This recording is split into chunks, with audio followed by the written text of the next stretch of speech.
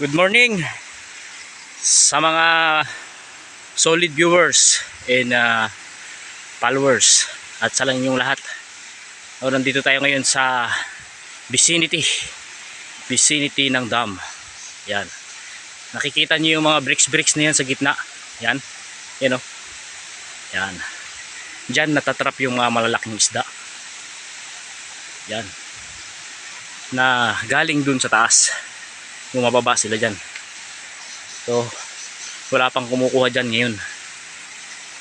At sigurado na nagdala tayo ng panghuli ng isda dyan.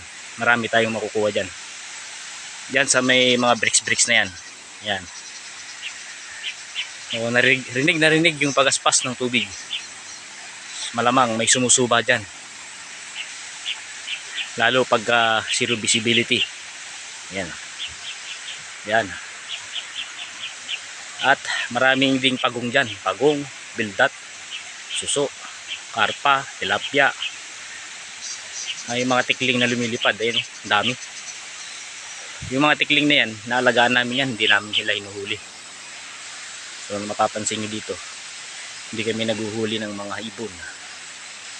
Yan. So hinihingal tayo kasi galing tayo sa nag-jogging. Daanan lang natin to. Okay, mga boss, good morning po ulit. Shout out po sa inyong lahat.